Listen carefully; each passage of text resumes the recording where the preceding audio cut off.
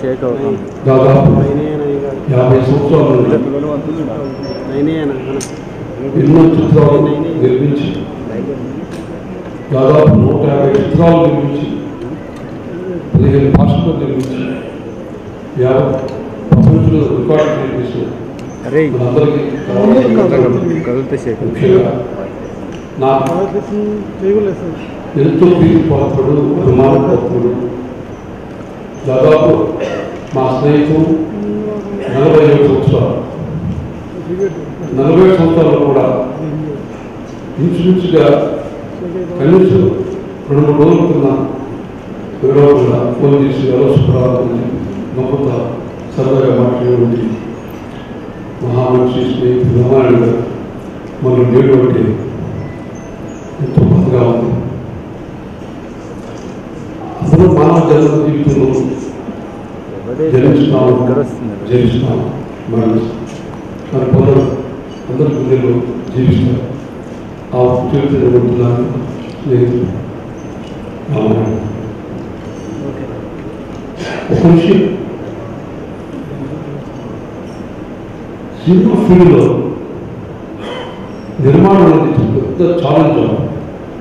కారణం cinema field డబ్బులు లేకపోతే ఆ నిర్మాణ బాగా తయారు కాదు, ఎక్కువ కావాలి ముందుకు వెళ్ళలేడు.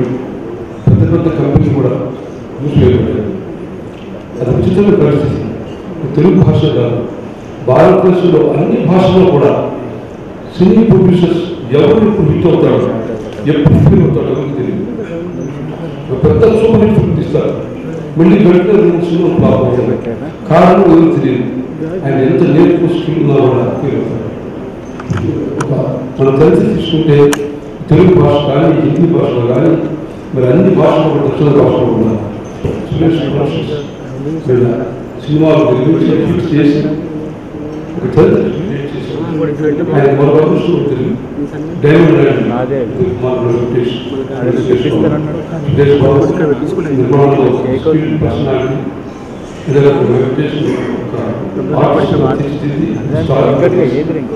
దాంతో కూడా సంస్కారం ప్రేమ అభిమానం అది చాలా అవసరం. కూడా జీవితంలో ఎంతమంది సాధించినా కూడా తోటి ప్రేమించడం అభిమానం ముఖ్యమైన విషయం. రామాయణ గారు ఆయన ఆఖరి నిమిషంలో కూడా నవ్వుతూనే అందరిని నవ్విస్తూనే ఎంతో సరదాగా ఎప్పుడు జోక్స్ చేస్తూ ఎంతో చక్కగా ఉండేవాడు.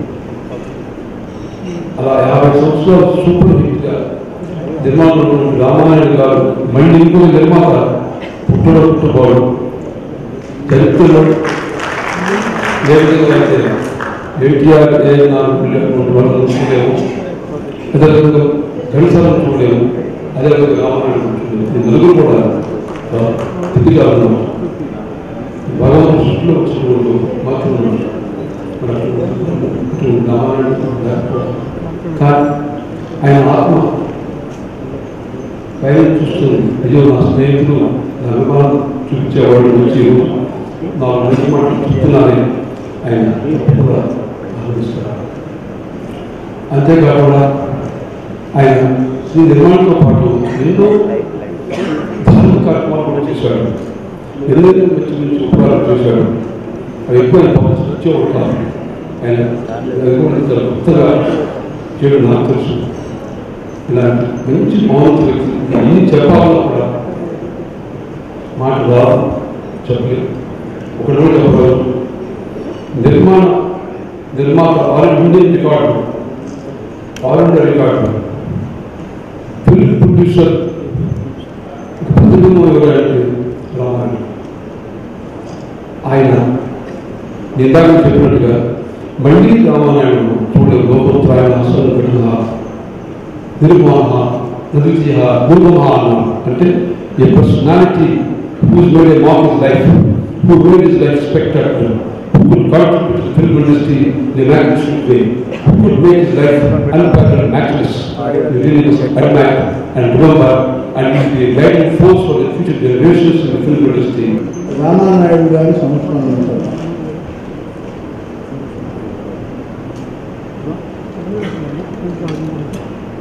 సుబ్బరామరెడ్డి గారు అస్తమించే ముందు ఒక 10 రోజుల ముందు వారికి అనారోగ్యంగా ఉంది అని తెలిస్తే వెళ్ళి చూశాను. అక్కడ వారి శ్రీమతి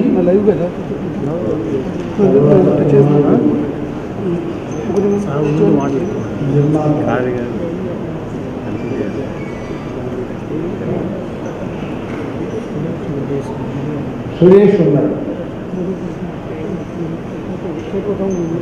రామానాయుడు గారు నన్ను చూడగానే మామూలుగా మాకున్న నిరంతర సాంగత్యంతో సాన్నిహిత్యంతో నవ్వుతూ మాట్లాడేవాడు. నాగేశ్వరరావు గారిని చూడడానికి వెళ్ళాను.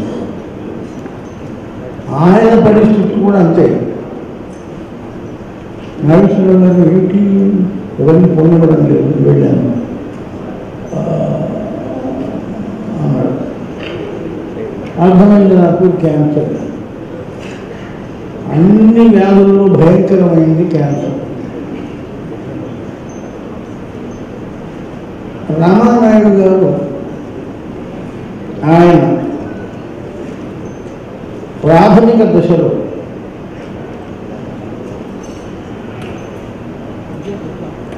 ఇది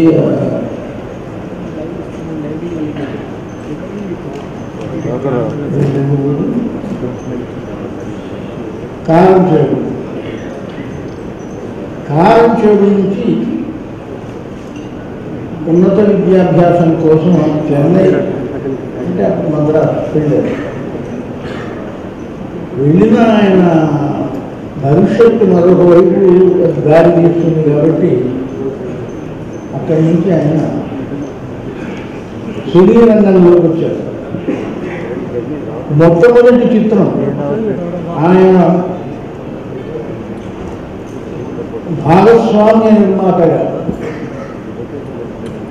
అంటే పార్ట్నర్ ప్రొడ్యూసర్ ఇలా అనురాగం చిత్రం నిర్మించారు. రామనీరు దర్శనం దాంట్లో 2-3 పాటలు నేను. అప్పుడు పరిచయం చాలా మౌనంగా అలా కొట్టుకునేవాడు. ఆ తర్వాత ఆయన స్వయంగా ఆయన స్వతంత్రంగా నిర్మించిన చిత్రం రాముడు భీముడు చిత్రం. మహానటుడు ఎన్టీ రామారావుతో అగ్రేసర నటీమణి శ్రీమతి జమున గారితో విజయలక్ష్మితో అది నిర్మించిన చిత్రం. అందులో 3 యుగళ గీతాలు రాసే అవకాశం నాకు కలిగించాడు. మొట్టమొదటి గీతం స్మరించుకోవడం నా కారణం. తెలిసింది తెలిసింది నెలరాజని రూపు తెలిసింది తెలిసింది తెలిసింది నెలరాజని రూపు తెలిసింది. ఇప్పుడు నేను పాడుతుంటే శ్రీమతి జమున గారి ఇక్కడ ఉన్నట్టున్నారు. అక్కడ బ్యాగ్ మీద పెట్టరా వాళ్ళు అనుకుంటున్నారు నేను పాడేది మీరు పాడతారేమిటి అని. చిత్రాల్లో ప్రేమించు చిత్రం. అప్పుడు ఆయన పార్లమెంట్ మెంబర్గా ఉన్నాడు, నేను రాజ్యసభ సభ్యుడిగా ఉన్నాను. ఆ చిత్రం స్క్రిప్ట్ పూర్తి చేసుకొని మేమిద్దరం కలిసి పక్క సీట్లో కూర్చొని విమానంలో వస్తూ ఉంటే అది చదవమన్నారు. ఆ స్క్రిప్ట్ చదివిన తర్వాత నారాయణ రెడ్డి గారు మీరు ఇందులో 2 పాటలు పెడతారో నేనున్న ఒకే పాట రాస్తాను ఏమి అన్నాడు. మీకు తెలుసుకోండి కదా అన్నాడు. ఆ చిత్రంలోని ప్రేమించు ఆ చిత్రం అందులో నేను రాసిన పాట కంటేనే అమ్మాని అంటేలా కడుపు తీపి లేని అమ్మ బొమ్మే కదా, రాతి బొమ్మే కదా. అది చివరి పాట. ఆయన చిత్రాల్లో చివరి గీతం ఇది. నేను రాముడు భీముడు మొదలుకొని ప్రేమించే వరకు మధ్యలో ఆయన చిత్రాలు రాశాను. ఆయన ఇంతవరకే సుబ్బరామరెడ్డి చెప్పినట్టుగా ఈ అన్ని భాషలు, భారతీయ భాషలు అన్నిటిలో చలనచిత్రాలు నిర్మించిన ప్రత్యేకత, ఘనత అది రామానాయుడు గారికి దక్కింది అని నా అభిప్రాయం.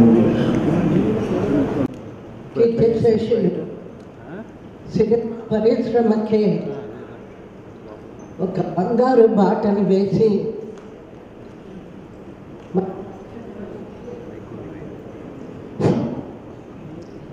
ఈ రోజున స్వర్గస్థులై అయినా కూడా కీర్తిశేషులుగా నిలబడ్డ రామానాయుడు గారి సంస్కరణ సభను నిర్వహిస్తున్న శ్రీ సుబ్బరామరెడ్డి గారికి, ఆహుతులైన చిత్ర పరిశ్రమకు సంబంధించిన పెద్దలకు, నిర్మాతలకు, దర్శకులకు అందరికీ కూడా నమస్కారం. ముఖ్యంగా శ్రీ రామానాయుడు గారు నిర్మించినటువంటి సూపర్ హిట్ పిక్చర్ రాముడు భీముడు. అందులో మన అందరి అభిమాన నటులు నటరత్న ఎన్టీ రామారావు గారి చేత ప్రప్రథమంగా డ్యూయల్ రోల్ వేయించి చాలా అద్భుతంగా చిత్రాన్ని నిర్మించిన సంగతి ఈనాటికి రాముడు భీముడు అంటూనే అందరికీ గుర్తొచ్చేది మా నారాయణ రెడ్డి గారు రాసిన తెలిసిందిలే తెలిసిందిలే. ఇప్పుడే నా మీద జోక్ కూడా చేశారు. రామానాయుడు గారితో పరిచయం అడయారింట్లో నేను అప్పుడే దాదాపు 25-30 పిక్చర్లతో ఇంచుమించు తారాస్థాయిలో ఉన్న సమయంలో ఒక కుర్రవాడు పల్లెటూరు నుంచి ఒక పైజామా లాల్చీ వేసుకొని మా ఇంటికి వచ్చి నాన్నగారితో మాట్లాడి కథ వినిపించారు. మా నాన్నగారు చూస్తూనే అన్నారు, ఇదేమిటి ఈ చిన్న కుర్రవాడు రామారావు గారు ఇంతమందిని పెట్టి సినిమా తీయగలడా? అటువంటిది ఆయన కథ మాకు నచ్చింది. మొదట్లో మాకు కొంచెం డౌట్ వచ్చింది, ఇద్దరు హీరోయిన్లు అంటూనే మరి నాకు ఎంతవరకు అమ్మాయికి ప్రాముఖ్యత ఉంటుంది అంటే, లేదండి శ్రీనివాసరావు గారు ఆమెదే పెద్ద క్యారెక్టరు, మొదటి హీరోయిన్ ఆవిడే అని చెప్పాక మేము ఒప్పుకోవడం సంభవించింది. రామానాయుడు గారి గురించి మరి రాజకీయంగా పార్లమెంట్ సభ్యుడిగా ఉన్నప్పుడు 5 సంవత్సరాల ఆయనతో పాటు కలిపి నేను కూడా పార్లమెంట్ సభ్యుడిగా పనిచేసే ఒక అదృష్టం, అవకాశం కలిగింది.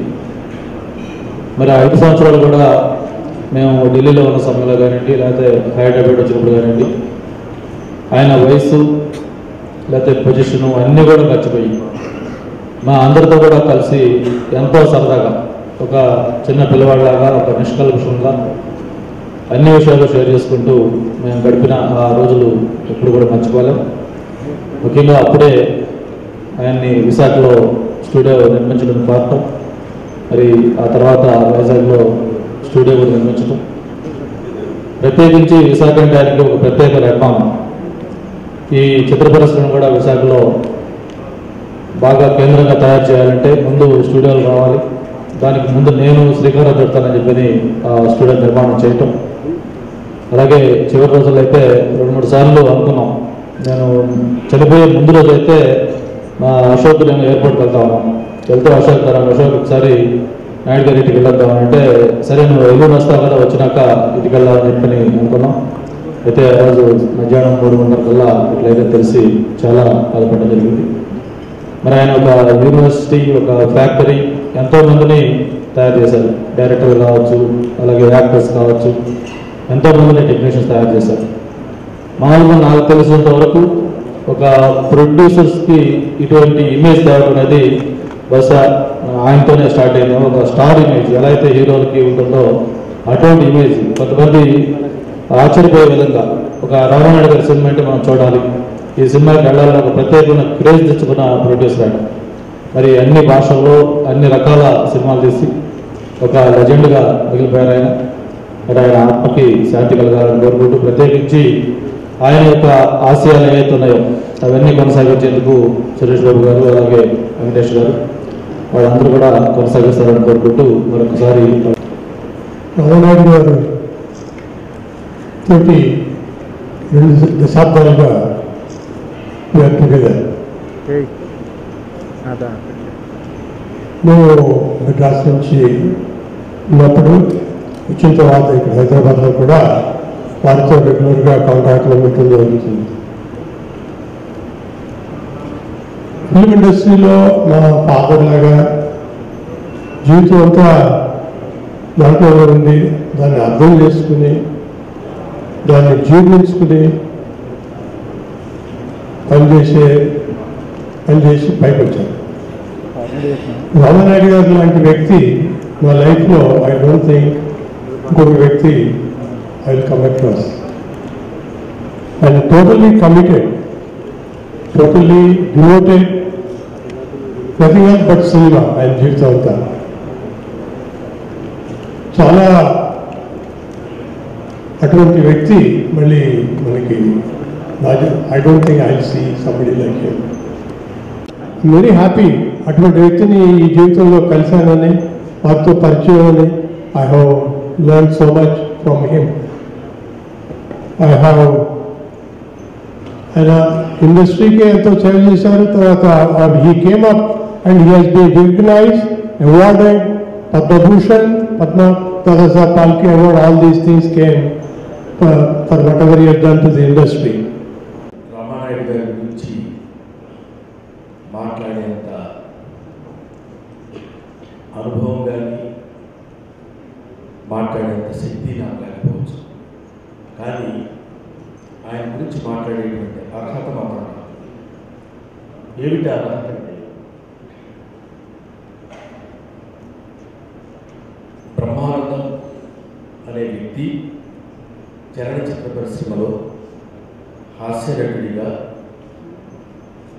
ఉండటానికి, నిలదొక్కుకోవడానికి కూడా ఉండటానికి కారణభూతుడైనటువంటి ప్రప్రథమమైన వ్యక్తి డాక్టర్ స్వర్గీయ రామానాయుడు గారు. వారికి నా హృదయపూర్వకమైన కృతజ్ఞతలు చేసుకుంటున్నాను. రామానాయుడు గారే లేకపోతే, రామానాయుడు గారు అనుకోకపోతే, రామానాయుడు గారు నాకు చేయూతనివ్వకపోతే, రామానాయుడు గారు నా భుజం తట్టకపోతే, రామానాయుడు గారు నన్ను ఉత్సాహపరచకపోతే అహనాపెళ్ళి సినిమాలో యాక్ట్ చేసిందో కాదు. అహనాపెళ్ళి సినిమాలో నేను యాక్ట్ చేయకపోతే ఈరోజు మీ ముందు బ్రహ్మానందం కనిపిస్తే నవ్విస్తారా అనేటువంటి ఒక మార్క్ నేను తెచ్చుకునేవాడిని కాదు. ఆయన ఎంత గొప్పవాడు, ఆయన ఎంత గొప్పతనం ఉన్నటువంటి మనిషి అనేటువంటిది ఎంతోమంది ఎన్నో రకాలుగా వాళ్ళ అనుభవాలు చెప్పవచ్చు. ఆ రోజు జంధ్యాల గారు, మా గురువు గారు జంధ్యాల గారు ఆయన దగ్గరికి తీసుకెళ్ళి, ఇదిగో వీడు ఉన్నాడు చూస్తానంటే, అప్పుడు అంతకుముందు అహనాపెళ్ళికి ముందు నటించినటువంటి సినిమా నేను సత్యాగ్రహం అనే సినిమాలో నన్ను ఆ సినిమా చూసినప్పుడు వాడు గుండు వేషం తీసుకున్నాడు, బాగా చేస్తున్నాడు, మన సినిమాలో పెడదామని చెప్పి తీసుకొచ్చినప్పుడు మొట్టమొదటిసారి నేను అత్తిరి గారితో లెక్చరర్గా చేస్తూ మొట్టమొదటిసారి నేను మెడ్రాస్ వెళ్తే, అప్పుడు వెళ్ళింది మెడ్రాస్, చెన్నై గారు మెడ్రాస్ వెళ్తే అక్కడ రామానాయుడు గారి ఆఫీస్కి నన్ను పంపించి వచ్చాడు అత్తిరి నుంచి అని చెప్తే, అప్పుడు మొట్టమొదటిసారి రామానాయుడు గారిని నేను చూసినప్పుడు ఒక కార్నర్లో పెద్ద టేబుల్ ఆయన కూర్చుని, ఆయన వెనక ఆయన నమ్ముకున్నటువంటి ఆయన ఇష్టదైవం, ఆయన దేవుడు వెంకటేశ్వర స్వామి యొక్క విగ్రహాన్ని పక్కన ఆయన కూర్చున్నారు.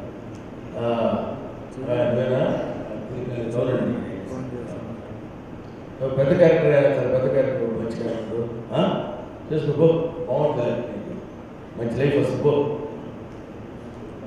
మాటలు మాత్రం ఇవాళ వరకు 25 సంవత్సరాల క్రితం మాట ఇవాళ వరకు నా చెవులో రంగం వరకు ఎప్పుడు ఎక్కడ కనిపించిన ఏం ప్రమాణం భవనాలు ఏం ప్రమాణం భవనాలు ఉత్తరవాత్సల్యంతో చూసేవారు. ముఖ్యంగా ఇక్కడ ఒక విషయం అండర్లైన్ చేసి చెప్పాల్సింది ఏంటంటే ఆయన ఎంతమంది పెద్దవాళ్ళతోటి, ఎంతమంది గొప్పవాళ్ళతోటి, ఎంతమంది దిగ్గజాలతోటి, ఎంతమంది పారిశ్రామికవేత్తలతోటి, ఎంతమంది రాజకీయ నాయకులతో మాట్లాడినా, ముచ్చటించినా, ఎన్ని విషయాలు డిస్కస్ చేసినా కమిడియన్స్ కనిపించినప్పుడు ఆయన చిన్నపిల్లవాడే పరవశించిపోతాడు, ఆనందపడిపోతాడు. నేను కానీ తమ్ముడు ఆలీ కానీ కనపడినప్పుడు ఎంత ఆనందపడిపోతాడంటే అసలు మొహంలో ఒక రకమైనటువంటి ఒక ఉత్సాహం కనిపించి కూర్చోడని వాళ్ళందరికీ కావాల్సిందని చెప్పి వాళ్ళ చేత జోక్స్ చెప్పించుకుని నవ్వి ఆయన నవ్వుకుంటూ మమ్మల్ని నవ్విస్తూ మా నవ్వుల కుటుంబాన్ని ఎంతో మందిని బయటకు తీసుకొచ్చినటువంటి వ్యక్తి. ముఖ్యంగా ఆ రోజుల్లో కామెడీ ట్రాక్స్ రాసేటువంటి వ్యక్తి ఆచార్య అప్పాచార్య. ఆయన్ని ఉన్నటువంటి ఇబ్బందులు, బాధలు అన్నీ అలా భరిస్తూనే అతని చేత దగ్గర విషయం ఉంది అని చెప్పి రాయించి ఆయన సినిమాలో పెట్టించి ఎంతోమంది కమిడీకి చూపించినటువంటి వ్యక్తి. చాలామంది దర్శకులు, చాలామంది ఎంతోమంది టెక్నీషియన్స్ని అందరినీ ఆయన తీసుకొచ్చినటువంటి ఆయన చరిత్ర ఒక పక్కన పెడితే మా కమిడియన్స్ ద్వారా వచ్చినటువంటి చరిత్ర, ముఖ్యంగా నా జీవితానికి ఆయన నచ్చినటువంటి ఒక అద్భుతమైనటువంటి ప్రసాదం. ఆ రోజుల్లో 25 రోజులు కాలేజీ సెలవు పెట్టించి నేను యాక్ట్ చేశాను. యాక్ట్ చేసిన విధంగా నాకు చాలా మంచి క్యారెక్టర్, చాలా పెద్ద పేరు వస్తుంది, వెళ్ళు అని చెప్పి ఆశీర్వదించినప్పుడు ఆ రోజు అమరాపేటకి రిలీజ్ అయిన తర్వాత ఈ రోజు వరకు వెనక్కి తిరిగి చూడకుండా ఎన్నో సినిమాలు అలా చేసుకుంటూ ఇవాళ ఈ సినిమాలు దాటి బ్రహ్మాండం చేస్తున్నాడంటే that all credit goes to ఆయన రామానాయుడు గారితో నేను ఆయనతో ఒకే సినిమానే చేశాను, శివయ్య అనే సినిమా. పెద్ద హిట్ సినిమా చేశాను. ఇంకా దాని గురించి మాట్లాడడం కంటే నేను ఆయనకి లాస్ట్ 3 months ఆయనతో చాలా దగ్గరగా ఉన్న అవకాశం నాకు దొరికింది. ఎలా అంటే నేను ఒక డాక్టర్గా ఆయనకి ఆల్టర్నేటివ్ థెరపీస్ ద్వారా ఆయనకున్న టర్మినల్ ఇల్నెస్ ఆ స్టేజ్లో ఉన్న ఆయనకి పాలియేటివ్ థెరపీ అంటే ఆయన సఫరింగ్స్ లేకుండా ఆయన బ్రతికున్నంత వరకు బాగా హ్యాపీగా ఉండేలా అన్ని ఫంక్షన్స్ నార్మల్గా జరిగేలా చేయడమే ఆ ట్రీట్మెంట్ నేను యాక్చువల్గా ఆయన 1 year 1.5 years ముందే నాకు తెలిసి రామానాయుడు గారిని వెళ్ళి నేను కలిశాను. ఆయనకి చెప్పాను, అంకుల్ ఇది we can treat and we can prolong the life, నేను వచ్చి ట్రీట్మెంట్ ఇస్తాను అంకుల్ అంటే, రా ఎప్పుడైనా రా, ఇంటికి రా, వచ్చే ముందు ఫోన్ చేసిరా అంటారు. నాకు ఓ 2-3 సార్లు ఫోన్ చేసినప్పుడంతా బయట ఊర్లో ఉన్నారు, అలా మిస్ అయ్యి ఉండింది. తర్వాత నేను సురేష్ గారిని ఒకసారి కలిసినప్పుడు నేను చెప్పాను, సురేష్ గారి గురించి మీ అందరికీ తెలుసు, ఆయన వెరీ ఇంటెలిజెంట్ పర్సన్. ఆయన లోకల్లో ఏం తెలుస్తుంది, ఏం జరుగుతుంది, ఎక్కడ దేనికి ఏం ట్రీట్మెంట్ చేయాలా అన్నది కూడా ఆయనకు అంత బాగా తెలుసు. 3 months ఆయన ట్రీట్మెంట్ ఇవ్వడం జరిగింది. నేను ఇప్పుడు అందరూ ఆయన గొప్పతనం గురించి, ఆయన ఎలాంటి, ఆయన ఎంత గ్రేట్ మనిషి అని అందరూ మాట్లాడారు. మరి సుబ్బరామరెడ్డి గారు పిలిచి ఈ విధంగా ఆయన కూడా మన సినిమా పరిశ్రమలో అనేక చిత్రాలు నిర్మించిన భాగస్వామి అయిన వారు ఈ కార్యక్రమాన్ని తలపెట్టి చేసినందుకు ముందుగా వారికి హృదయపూర్వకంగా నా కృతజ్ఞతలు తెలియజేస్తున్నాను. రామానాయుడు గారు సినిమా ఇండస్ట్రీలో ఒక ప్రత్యేకమైన వ్యక్తి. చాలామందిని చూస్తూ ఉంటాం, అన్నిట్లోనూ వేళ్ళు పెడతారు, master of all, Jack of all and master of nothing అంటారు. కానీ రామానాయుడు గారు అలా కాదు. తనకు తెలిసినది ఒకే ఒక దాంట్లో ఆయన మాస్టర్ అనిపించుకోవాలన్నట్టుగా సినిమా నిర్మాణం, సినిమా తప్ప ఏ ఒక్క వ్యాపారంలో కానీ ఇంకో చోట కానీ వేలు పెట్టకుండా సినిమా ఇండస్ట్రీని మాస్టర్ బాగా చేశారు. ఆయన ప్రతి నిమిషం ప్రతి సెకండ్ను సినిమా గురించి ఆలోచిస్తారు తప్ప మరొక దాన్ని ఆలోచించరు. బహుశా ఆయనకి నిద్రలో కళ్ళు వస్తే కూడా కళ్ళలు కూడా సినిమాల గురించే కళ్ళు వచ్చి ఉంటాయేమో తప్ప మరో రకమైన కళ్ళు వచ్చి ఉండవు. సినిమా కథ సెలెక్ట్ చేసుకున్న దగ్గర నుంచి దానికి మాటలు పాటలు రాయించుకున్న దగ్గర నుంచి, సంగీతం చేయించుకున్న దగ్గర నుంచి, నటీనటుల్ని ఎంపిక చేసుకున్న దగ్గర నుంచి, వాళ్ళతో ప్రతిరోజు షూటింగ్లో పాల్గొని షూటింగ్ చూసి జరిపించుకున్న దగ్గర నుంచి, ఆఖరి సినిమా రిలీజ్ రోజున తిరుపతి దేవాలయానికి వెళ్ళి అక్కడ దర్శనం చేసుకొని సినిమా రిలీజ్ టాక్ చూసుకునే వరకు కూడా అహర్నిశలు కూడా ఆ సినిమా గురించి ఎంత ఆలోచిస్తారో, ఎంత కష్టపడతారో చెప్పడానికి వెళ్ళేది. ఒక ఇల్లాలు గర్భం ధరించి 9 నెలలు అయిన తర్వాత సుఖప్రసవం అయినప్పుడు ఎంత ఆనందపడుతుందో, నాయుడు గారు సినిమా నిర్మించి ఆ పూర్తిగా రిలీజ్ అయిన తర్వాత దానికి వచ్చిన రిజల్ట్ని చూసి కూడా ఆయన అంత ఆనందపడేవారు. ఆయన నేను చాలామంది మిత్రులు నా దగ్గర తెలిసిన వాళ్ళు కొంతమంది సినిమా తీస్తామని వస్తుంటే నేను ఒకటే చెప్పేవాడిని, రామానాయుడు గారి కంపెనీకి వెళ్ళి రామానాయుడు గారి దగ్గర శిష్యర్కం చేసి 1 సంవత్సరం పాటు ఆయన సినిమా ఎలా తీస్తున్నారో చూసి నేర్చుకొని వస్తే ఆ తర్వాత మీరు సినిమా తీయొచ్చు. ఏమీ తెలియకుండా వచ్చి సినిమాలు తీసి డబ్బులు పోగొట్టుకొని వెళ్ళటం కాదు. 1 సంవత్సరం ఆయన దగ్గర ఉండి ఆ నేర్చుకొని ఆయన ఎలా చేస్తారో, ఎలా చూస్తారో అని చాలా సందర్భాల్లో అన్న విషయాలు కూడా ఉన్నాయి. అంతవరకు ఎప్పుడూ జరగలేదు అది. ఈసారి ఎందుకు జరిగిందో కూడా అర్థం కాని పరిస్థితుల్లో జరిగినాయి. అది రాజమండ్రిలో నేను ఉండగా అక్కడ ఉన్న వేద పండితులతో మాట్లాడితే వాళ్ళు చెప్పారు, ఒక్కొక్కసారి పరిశ్రమకి ఏదైనా కీడు జరిగినప్పుడు ఇలాంటివి సంభవిస్తూ ఉంటాయి.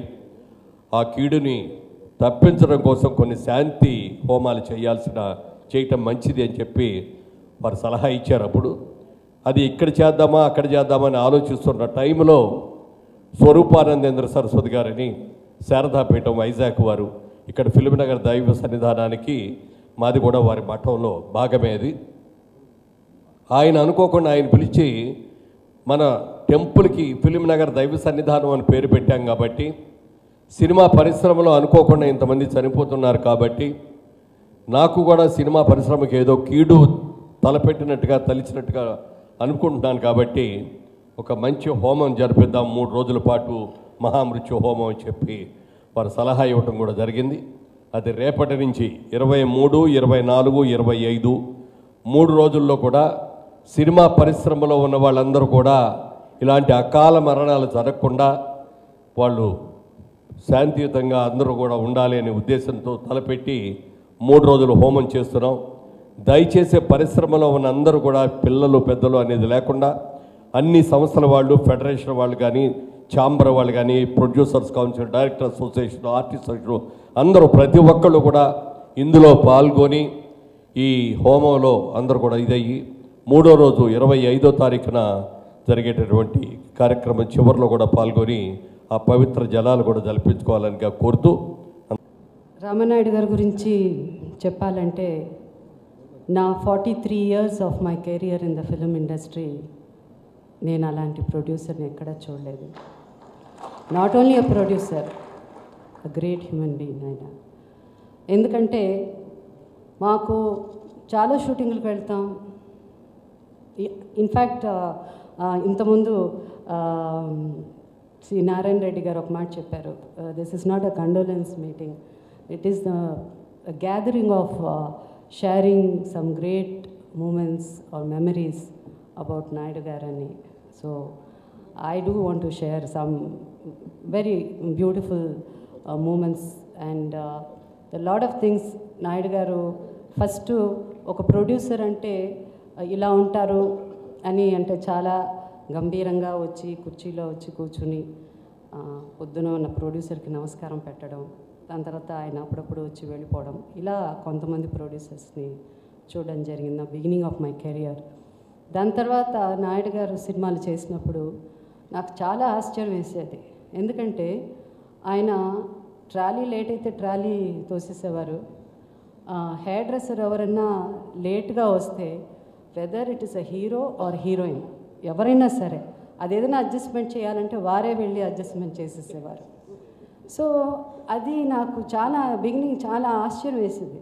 దాని తర్వాత షూటింగ్లో ఒకరోజు ఒక హీరోయిన్ పేరెంట్స్ ఎవరో వచ్చినప్పుడు ఎంత అడిగినా కుర్చీ వేయట్లేదు, గబగబా వెళ్ళి ఆయనే వచ్చి ఆ కుర్చీలు వేసేసారు వారికి.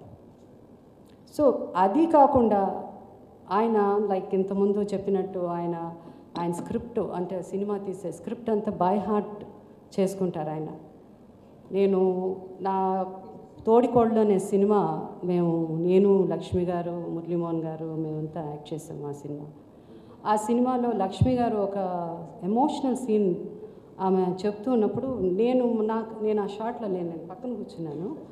నాయుడు గారు సడన్గా లోపలికి వచ్చి షాట్ జరుగుతున్నది, ఆయన మెల్లిగా వచ్చి అంటే డిస్టర్బ్ చేయకుండా వచ్చి లక్ష్మి గారు చెప్తున్న డైలాగ్ చాలా సైలెంట్గా ఆయనలో చెప్పుకుంటున్నారు. ఆయన మొత్తం డైలాగ్ ఆయన చెప్పేసి ఆమె ఏడుస్తూ ఉంటే నాయుడు గారు కూడా ఆయన కళ్ళ నుంచి కూడా నీళ్ళు వచ్చేసింది. So it was something which is ఇంత ప్యాషన్, సో మచ్ లైక్ ఇంతకుముందు చెప్పినట్టు for him it's sleep cinema, eat cinema, drink cinema, even ఇంతకుముందు మురళీమోహన్ గారు చెప్పారు కళలు కూడా సినిమానే ఉంటుంది అనుకుంటాను నేను. చూడు కానీ ఈవెన్ హిస్ బాడీ లాంగ్వేజ్ కానీ ఎప్పుడు నేను గ్రేట్ ప్రొడ్యూసర్ అని ఎప్పుడూ లేదు. ఆయన ఎప్పుడు ఒక కార్మికుడిలాగే ఉన్నాడు. So that is the most ఇప్పుడున్న ప్రతి ఇక రాబోయే తరం కూడా వారు నేర్చుకోవాల్సింది. ఈరోజు వారు భౌతికంగా మనదే ఈరోజు లేకపోయినా అందరు చెప్పినట్టు ఆయన ఆత్మ పైనుంచి చూస్తూ ఉంటారు. ఆయన నిజంగా such a beautiful evening today. వాళ్ళకి పెద్దవాళ్ళు చెప్పేది ఏమిటంటే నలుగురితో మంచిగా ఉండు, పోయేటప్పుడు కనీసం ఆ నలుగురైనా మిగులుతారు నిన్ను మోసుకుపోవడానికి అని పెద్దలు చెప్పేవారు. ఆ నలుగురే 4 మూలలకు వెళ్ళి నీ గొప్పతనాన్ని, నీ ఔచిత్యాన్ని ప్రజలకు చెబుతారు అని. ఆ 4 దిక్కులు నలుగురు మిత్రులు ఒక్కడే అయ్యి సుబ్బరామిరెడ్డి గారు ఈ కార్యక్రమాన్ని నిర్వహిస్తున్నారు.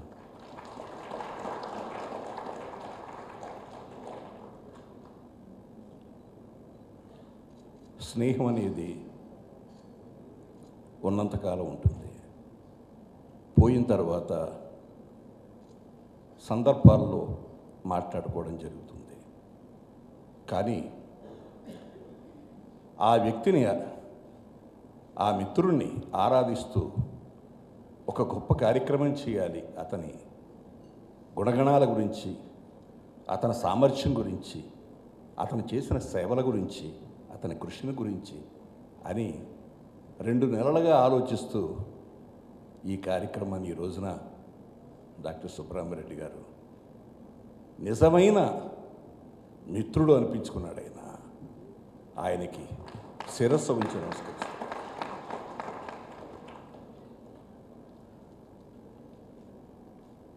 ఆయన కార్యక్రమం నిర్వహించబట్టే ఈ రోజున ఈ వేదిక మీద ఇంతమంది పెద్దలు,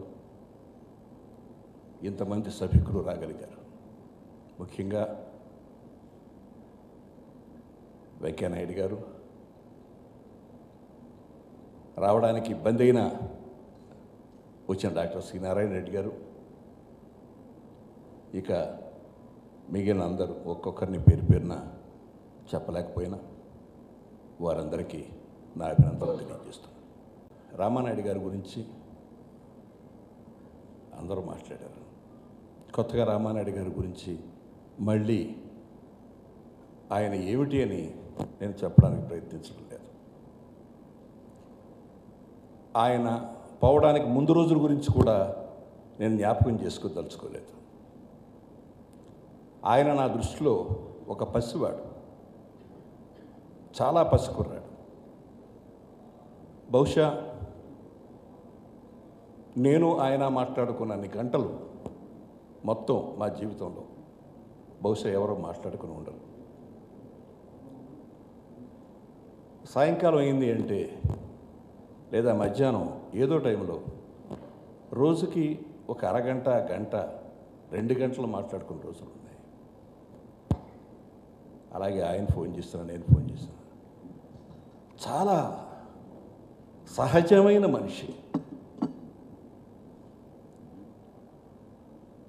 ఎలాంటి హంగులు లేవు జీవితంలో, ఎలాంటి డాంబికాలు లేవు మనిషిలో.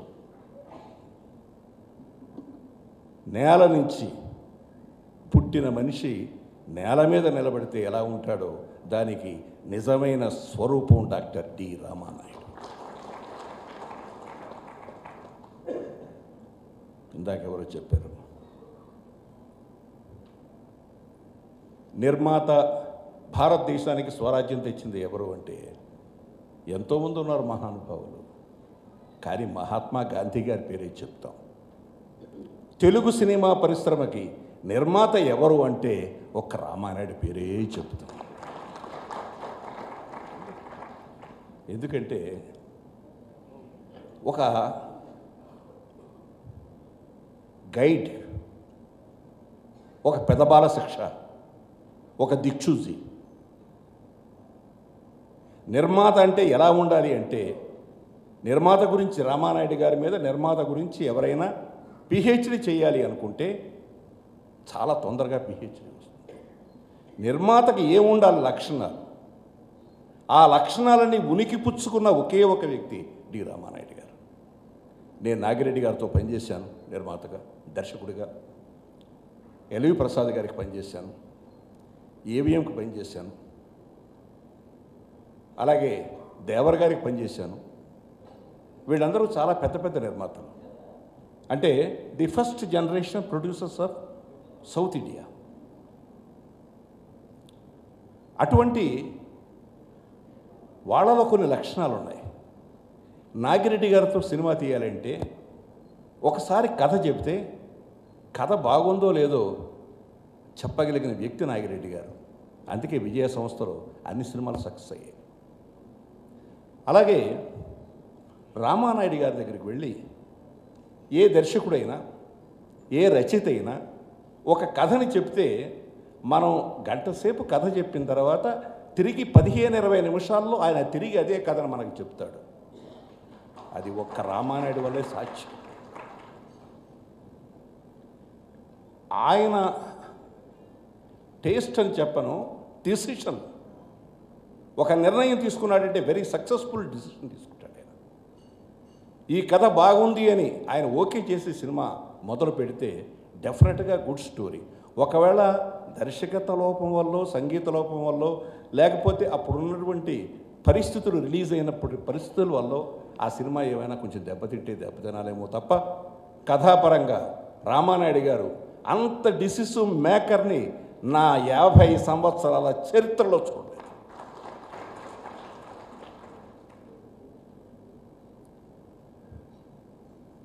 ఆయన ఎంత మంచి మనిషి అనేది, ఎంత పంచే మనిషి అనేది నాకు బాగా తెలుసు. బహుశా ఆ యూనిట్లో ఉన్న కొంతమందికి తెలుసు. ఆయన సంస్థలో నేను 5 సినిమాలు చేశాను. ఒక సినిమాకి వెంకటేష్ బాబు డేట్స్ ఉన్నాయి. వెంకటేష్ బాబు డేట్స్ కోసం సురేష్ బాబు చూస్తున్నాడు, వెంకటేష్తో తీద్దామని. సురేష్ బాబు చూస్తున్నాడు, మనకున్నాయి వెంకటేష్ బాబు డేట్స్, మనం ఎవరితో తీద్దామండి అన్నాడు ఆయన. చెప్పండి మీరు ఎవరితో తీద్దాం అనుకున్నారు? మనం చిన్న సినిమా తీద్దామండి, మీరున్నారు కదా పెద్ద డైరెక్టర్ అన్నాడు ఆయన. అదే సూరిగాడు. ఆ సూరిగాడి సినిమా చిన్న సినిమా తీస్తున్నాం కదా, మీ రెమ్యూనరేషన్ నేను ఇప్పుడేం చెప్పను, నేను తీసుకునే దాంట్లో మీరు తీసుకున్న దాంట్లో సగం తీసుకోండి సినిమా జరిగేటప్పుడు. సినిమా రిలీజ్ అయిన తర్వాత ₹1 కోటి లాభం వస్తే 20 లక్షలు ఇస్తాను అని చెప్పాడు ఆయన. సినిమా తీసాం, పెద్ద హిట్ అయింది cinema. You will be surprise, ఆ సినిమాకి నాకు వచ్చిన రెమ్యూనరేషన్ 80 లక్షలు. ప్రతి ₹1 కోటి 20 లక్షలు పంపించాడు. ఏ నిర్మాత పంపిస్తాడు? ఎవరో లెక్కలు చూపిస్తారు చెప్పండి. ఇంతకంటే నిదర్శనం లేదు.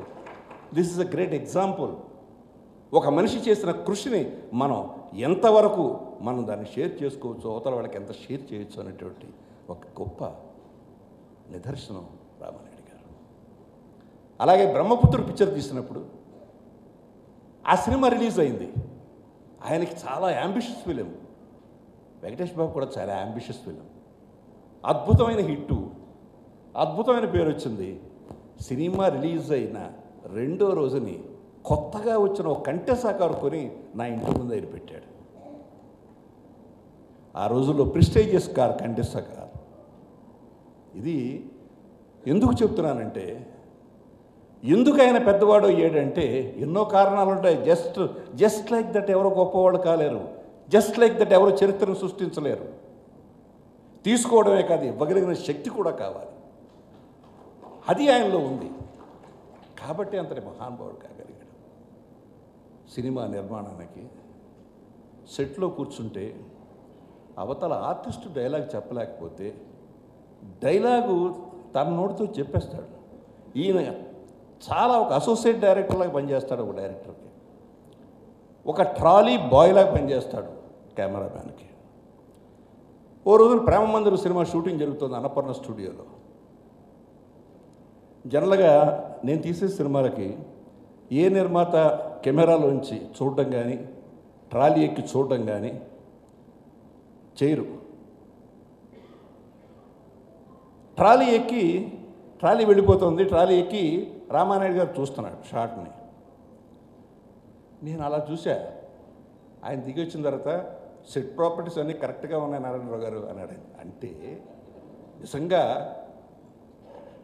సాష్టాంగ నమస్కారం పెట్టాలనిపించింది ఆ మహానుభావుడికి. ఆయన నా షాట్ను కాదు చూసింది, సెట్ ప్రాపర్టీస్, ఆయన అరేంజ్ చేసిన సెట్ ప్రాపర్టీస్ అన్నీ షాట్లో వచ్చాయా లేదని చూసుకున్నాడు. ఇది ఎంతమంది నిర్మాతలకు ఉందండి. ఈ రోజున నిర్మాతలు క్యాష్ బ్యాక్ తీసుకొచ్చి సెట్టు బయట కూర్చుని వాడికి 1000 రూపాయలు ఇయ్యి, వీడికి 10,000 ఇయ్యి, వీడికి 1,00,000 ఇయ్యి అంటే ఇచ్చి ఓచర్లు తీసుకునే క్యాషియర్లు అయ్యారు తప్పితే నిర్మాత అనే పదానికి పరువు తీసేశారు వాళ్ళ. అలాంటి నిర్మాత అనే ఒక పదానికి కీర్తి ప్రతిష్టలు తెచ్చిన వ్యక్తి. ఈ రోజున కొంతమంది జన్మిస్తారు, మరణిస్తారు, బ్రతుకుతూ చచ్చిపోయి ఉంటారు చాలామంది. వాళ్ళు ఉండి ప్రయోజనం లేదు, వేస్ట్ ఫెలోస్. కానీ కొంతమంది చనిపోయి బ్రతుకుతూ ఉంటారు. రామానాయుడు గారు లాంటి వాళ్ళు. అటువంటి వ్యక్తులు మనకు చాలా తక్కువగా ఉంటారు. ఈ ఇండస్ట్రీలో పరిపూర్ణమైన వ్యక్తి జీవితంలో ఎవరయ్యా అంటే రామానాయుడు గారే. ఆయన ముగింపు కూడా చాలా ఆనందంగానే జరిగింది. ఆయన కష్టంతో ముగింపు ఆయన జీవితం జరగల. కన్న బిడ్డలు, మనవాళ్ళు, బిడ్డల సక్సెస్ను చూశాడు. ఇవాళ రామానాయుడికి రీప్లేస్మెంట్ మరొక నిర్మాత సురేష్ బాబు కళతో చూసుకున్నాడు. ఒక మంచి నటుడు, ఉత్తమ నటుడుగా ఎన్నోసార్లు అవార్డులు తీసుకున్న ఒక మంచి వ్యక్తిత్వం కలిగిన, మంచి లక్షణాలు కలిగిన వెంకటేష్ బాబుని తన కళతో చూసుకున్నాడు. రాణా లాంటి ఒక మనవని చూసుకున్నాడు. నాగ చైతన్య లాంటి ఒక మనవని చూసుకున్నాడు. ఏం కావాలి ఆ మనిషికి? పరిపూర్ణమైన జీవితం రామానాయుడు గారిది. అటువంటి పరిపూర్ణమైన వ్యక్తికి ఈ రోజున మనం స్మరించుకుంటున్నామంటే ఈ రోజున కాదు, ప్రతి ఒక మంచి మనిషి గురించి మాట్లాడుకున్నప్పుడు ఆయన్ని స్మరించుకోవలసిన అవసరం మనకు ఉంది. ముఖ్యంగా సుబ్రహ్మరెడ్డి గారు ఆయన కళాపీఠం తరపున ప్రతి సంవత్సరం ఒక అచీవ్మెంట్ అవార్డు ఇవ్వడానికి ఆయన చేసిన announcement, it gives a great spirit. Whole heartedly I congratulate you. Life is like a cycle. It starts with birth and it ends with death. And it is between this birth and death, it is this time we all come to know our true self. We grow as individuals. We grow as a personality. We grow as a character. But in this life, many beautiful moments many great things are not seen and heard. But it is only when your actions and deeds touches the hearts of people, you are remembered forever. Today, I truly, humbly can tell my dad reached the hearts of many thousands and thousands of people. It was his simple attitude, a simple man, was very sincere and dedicated to anything he was doing. He was a man only with love and affection, a man who was only thinking good for others.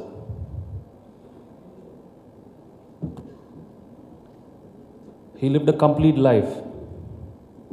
And today, I'd like, from the bottom of my heart, to thank all of you who've come here.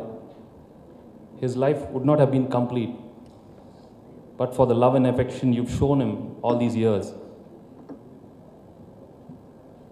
He's not here physically with us today, but he's pure consciousness and he's always going to be with us. Thank you all for coming. Thank you. ఇంతమంది పెద్దలు ఉండగా నాకు ఇక్కడ మాట్లాడే అర్హత కూడా లేదు. ఇక్కడ వచ్చిన ప్రతి ఒక్కరికి, వేదిక మీద ఉన్న వాళ్ళకి, ఇక్కడ ఫంక్షన్కి వచ్చిన వాళ్ళకి అందరికీ నా తరపున, నా కుటుంబం తరపున హృదయపూర్వకంగా ధన్యవాదాలు తెలుపుకుంటున్నాం. And Subrahma Reddy garu, thank you very much, because this would have meant a lot to him if you was here. Thank you. చాలా దగ్గర, చుట్టరికంగా కాదు. ఆ పాప చిన్నప్పుడు మా తల్లిగారి దగ్గర పెరిగింది, తర్వాత నా దగ్గర పెరిగింది, వెంకటేష్కి ఇచ్చేసాం. కానీ నేను వెంకటేష్ కన్నా సురేష్తో ఎక్కువసార్లు మాట్లాడితే ఎక్కువసార్లు కలుస్తా. ప్రతి విషయం, అది రాజకీయాల్లోనూ కుటుంబ వ్యవహారాలను నేను సురేష్ మాట్లాడకుండా ఏది జరగల. అంత దగ్గరగా ఆ కుటుంబాన్ని చూసినప్పుడు మీరందరికీ రామానాయుడు గారి గురించి అందరికీ చెప్పారు, అందరికీ తెలుసు. అంత సున్నిత మనస్కత్తుని ఆయన జీవితంలో చాలా ఆటుపోట్లు ఎదుర్కొన్నారు, కష్టపడి పైకి వచ్చారు. కానీ అంత సున్నిత మనస్కులు ఆయన కళ్ళల్లో చూసినన్నిసార్లు నీళ్ళు నేను ఎవరి కళ్ళల్లో చూడాలి. ఎవరికి కుటుంబంలోనే కాదు, బయట వాళ్ళకు కూడా ఒక చిన్న కష్టం వస్తే గబుక్కుని కళ్ళ నీళ్ళు తిరుగుతాయి. తప్పకుండా ఇవాళ నాకు ఇప్పుడు దాకా ఎవరితో అనుకోంది ఆ కుటుంబం యొక్క సంస్కృతి గురించి నేను ఇప్పుడు కూర్చొని ఆలోచిస్తామంటే, నాకు మగపిల్లలు లేరు, ముగ్గురు మగపిల్లలు, ఆడపిల్లలు లేరు. నిజమే మర్చి మా మేనగోడలే నా ఇంట్లో నా కూతురులాగా ఉంటుంది. ఇవాళకి 27 ఏళ్ళు అయింది. నేను ఎక్కడ చూశాను, మా ఇంట్లో చూశాను, నన్ను చూసుకున్నాను, మా తల్లిదండ్రులు చూశాను, కుటుంబంలో అందరిని చూశాను. భార్యాభర్తలు ఒక్కసారి కూడా ఒకళ్ళ మీద ఒకళ్ళు చిరాకు పరాకు లేకుండా ఉన్నారంటే నా మేనగోడ, నా అదృష్టం. అది వెంకటేష్ ఎప్పుడు ఒక్కసారి కూడా చూడాలి నేను. నిజంగా నాకు అది ఎంత ఆనందంగా ఉంటుంది, మన పిల్ల అంత సంతోషంగా ఉంది. ఒక మాట, ఇంకా రాజశేఖర్ అయితే సొంత కూతురులాగా చూస్తుంది, రామానాయుడు గారు అట్లాగే, బుజ్జమ్మ అంటే లక్ష్మి, అందరూ ఆ కుటుంబం అంత యునైటెడ్ కుటుంబం. ఇవాళ ఆయన లేరు అంటే చాలా బాధగా ఉంది. తప్పకుండా సుబ్రహ్మరెడ్డి గారు ఈ కార్యక్రమం చేసి అందరినీ ఒక చాటు తీసుకుని ఆయన మనస్ఫూర్తిగా అభినందిస్తూ ఈ ఫాంట్ ఇచ్చింది.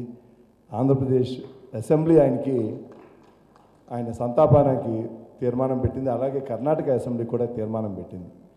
నేను రాబోయే ముఖ్యమంత్రి గారిని కలిసి ఆయన చేసింది అందరూ మనం ఎవరు ఇప్పుడు రాబోయే రోజుల్లో చాలా కాలం గుర్తుంటుంది. కానీ ఆయన పేరున ఆయన చేసిన అందరికీ తెలుసు ఆయన ఏం చేశారనేది, ఎన్ని సినిమాలు, ఎన్ని భాషల్లో. అందుకని తప్పకుండా ముఖ్యమంత్రి గారిని కలిసి రాబోయే రోజుల్లో మేము ఆయన పేరున ఒక ప్రతిష్టాత్మకమైన అవార్డు పెట్టి తప్పకుండా ప్రజలు గుర్తుంచుకునేట్టు చేస్తాను. ఆయన నిజంగా ఆయన జీవితం ధన్యం.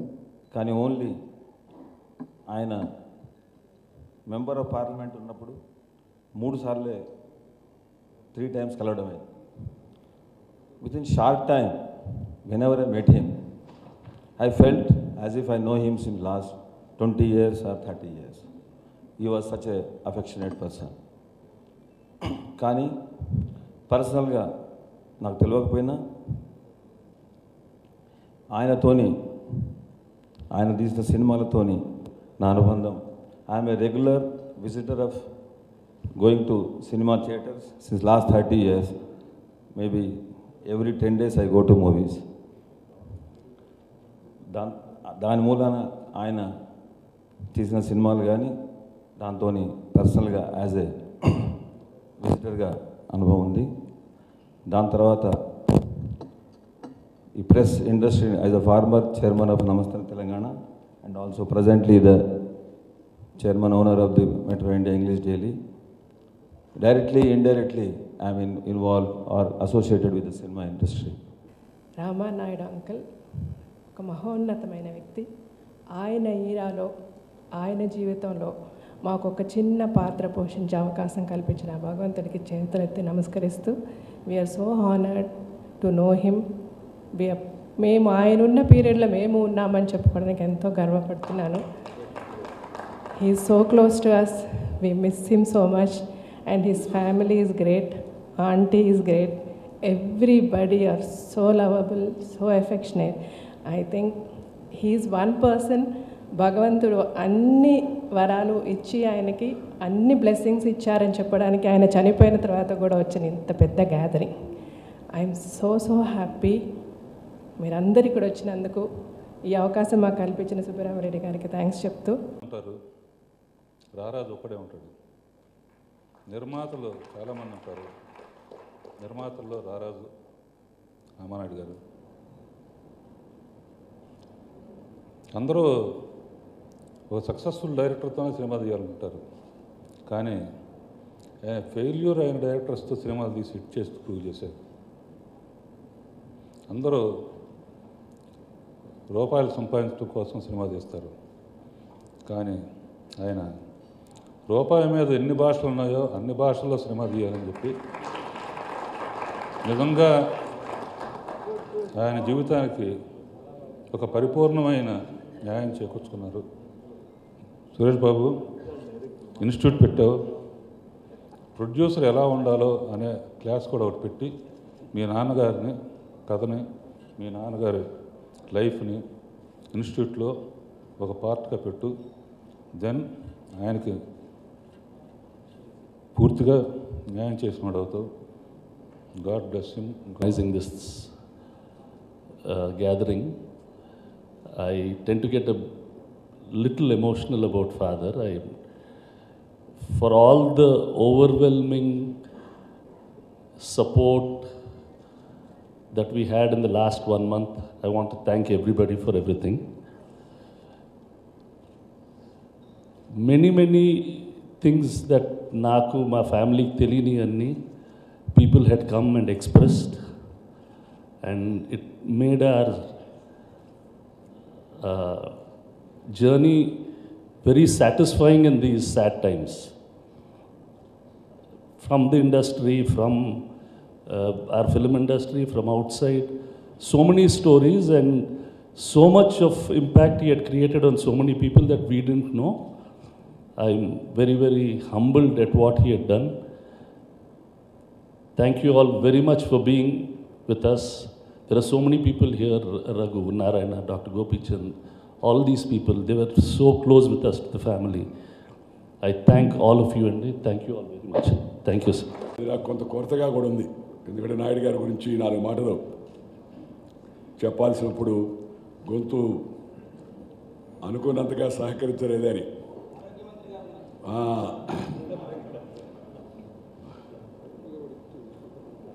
ఈరోజు మనందరం రామానాయుడు గారి గురించి,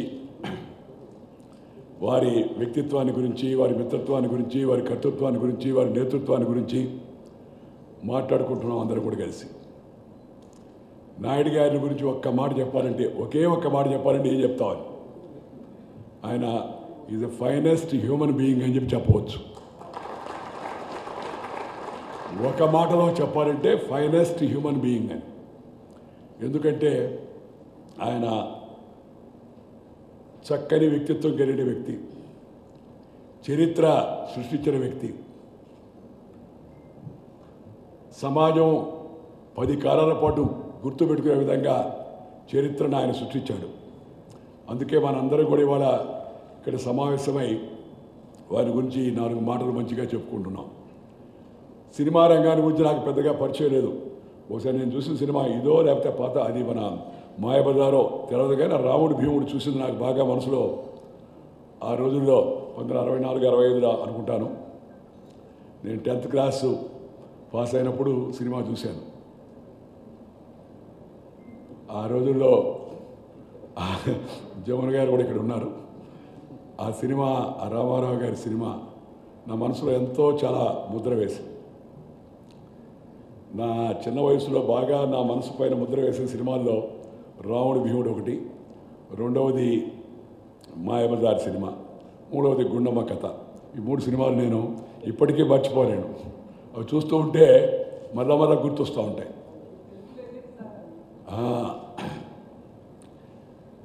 ఈరోజు సమాజం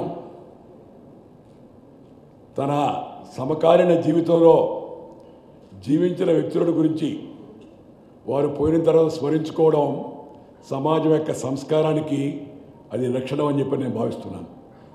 సుబ్రహ్మణ్య చాలా మంచి పని చేపట్టాడు. మనందరం కలిసి సాయం సంధ్యా సమయంలో నాయుడు గారి గురించి 4 మంచి మాటలు, ఆయన జీవితంలో, ఆయన వ్యక్తిత్వంలో మిగతా వాళ్ళకి తెరవని, వెలుగు చూడని విషయాలు నలుగురు కలిసి మాట్లాడుకుంటే దానివల్ల నాయుడు గారికి జరిగేదేమీ లేదు. ఆయన చరిత్ర సృష్టించాడు, వెళ్ళిపోయాడు. కానీ లేదా వాళ్ళ కుటుంబానికి కూడా వచ్చేదేమీ లేదు. కానీ సమాజానికి మేలు జరుగుతుంది. మిగతా వాళ్ళకు కూడా ఆ ప్రోత్సాహము, ఆ ఉత్సాహము, ఆ ఉత్తేజము కలిగి సమాజం సరైన దారిలో నడిచేటకు అవకాశం ఉంటుంది. నా ఉద్దేశంలో రామానాయుడు గారు సినీ రంగానికి ఒక పెద్ద బాల శిక్ష. నీకు ప్రైమరీ సినిమా రంగంలో ఎలా అని అంటే చిన్నప్పుడు పెద్ద బాల శిక్ష చదవమనేవాళ్ళు మన మామూలు చదువు కోసమని.